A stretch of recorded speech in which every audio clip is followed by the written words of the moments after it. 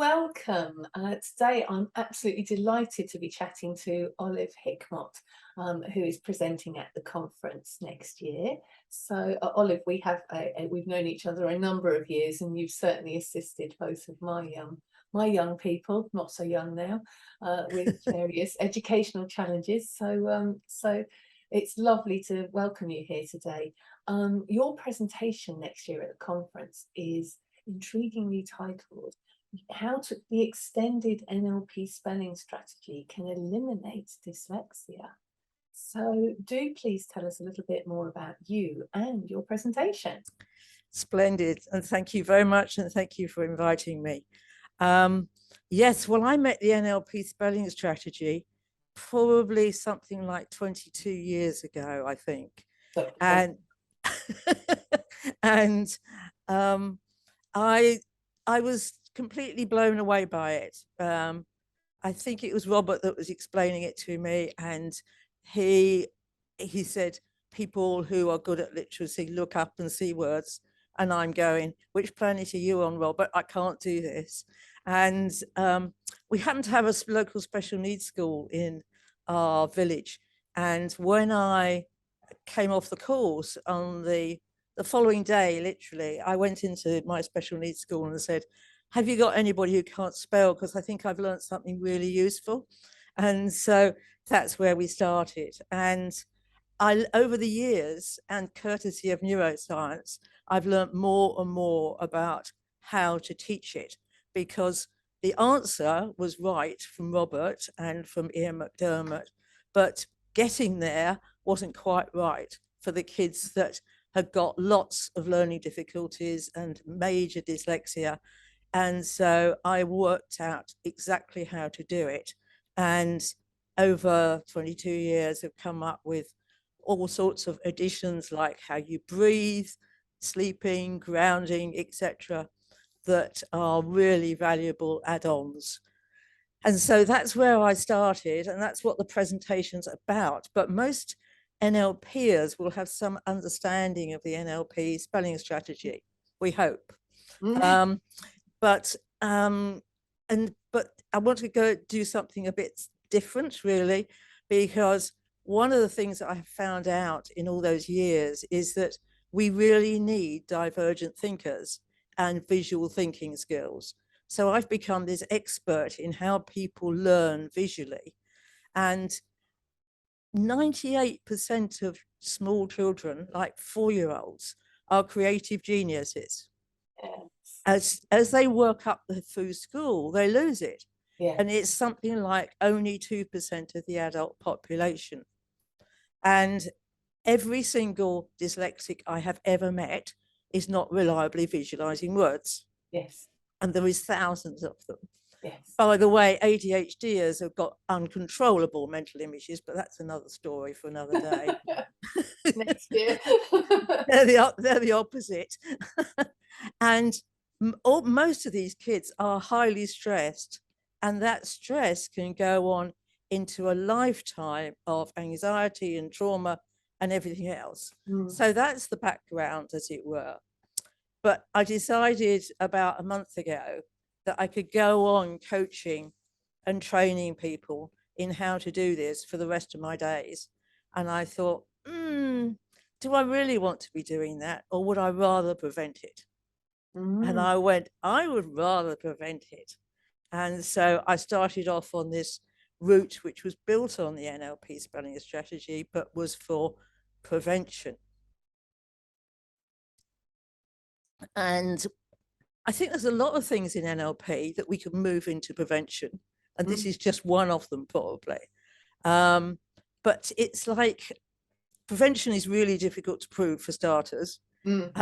But I went, if I've been teaching children and adults this skill for 22 years, all I need to do is sort of reverse engineer it and take it back into small children, like 3- and 4-year-olds, and teach them what they have a lovely expression in early years called scaffolding. Right. And so what you do is you get something the kids are already good at, and then you just gently move them on to something really similar. So what I want is for 3 and 4-year-olds to start talking about their mental images, because nobody does. Yes. They don't talk about them in school. Yeah. And then once they've started getting really friendly with their mental images, they can then move on to recognizing words, not decoding words, because that's reception class. What I want them to do is start recognizing words within a non-stressful environment, so that when they do eventually come to decoding words, which the government says they have to do, Yes. then they will have the pictures of the words. So if you've got a picture of the word cat in your head, and then somebody comes along and says cat, you've got somewhere to put it. Yes, yes. Whereas I think a lot of the kids who struggled have gone straight into reception class with cat, and it's like, how does that fit together? Yeah. So that's what I'm doing. Suddenly those that we have grandchildren of that age. Yeah. And suddenly all those little wooden puzzles that we have where the letters fit into the word, it suddenly all starts making sense because they're bright and they're colourful. And it is that visual. And I think you're right that so few people talk about that visual imagery. It's assumed. Nobody does. And I made up some cards last week when my 18-month-old granddaughter was here, and they just got pictures of animals on them, and they've got the word written across the middle. I'm not asking her to read it.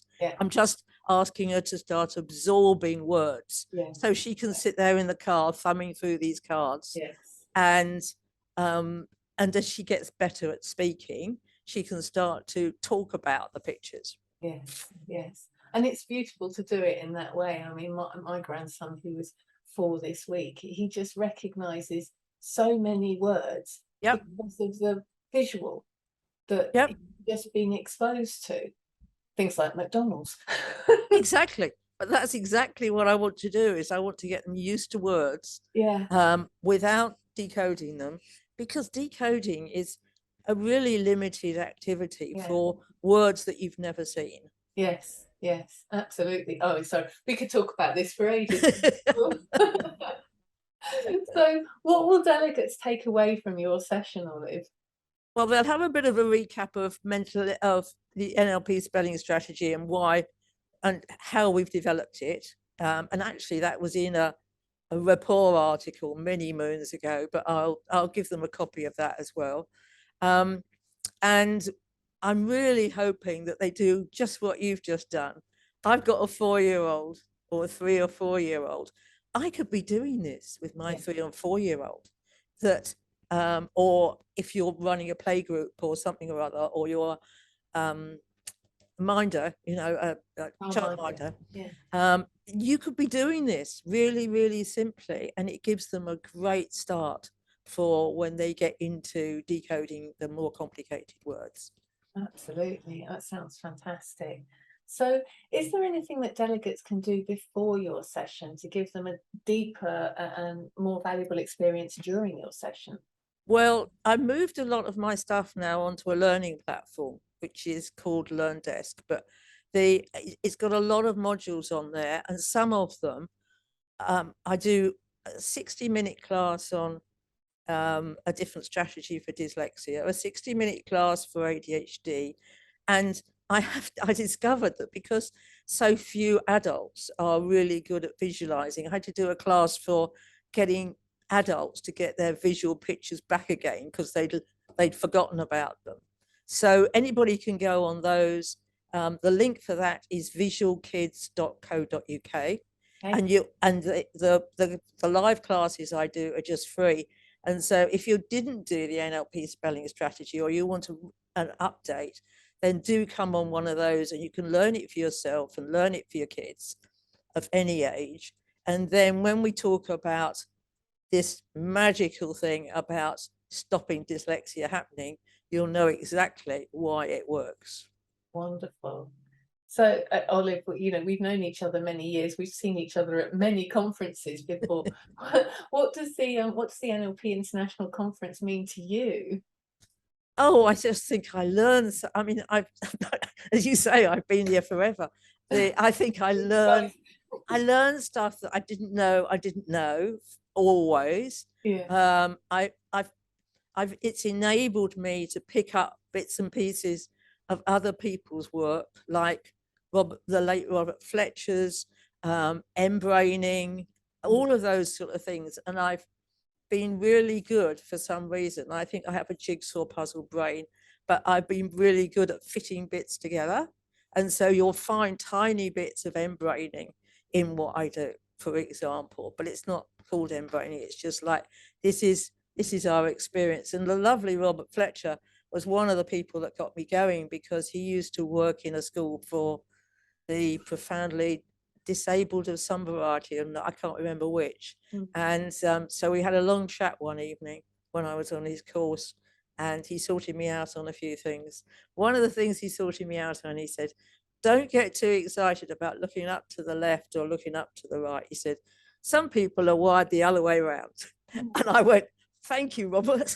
And I've repeated that so many times.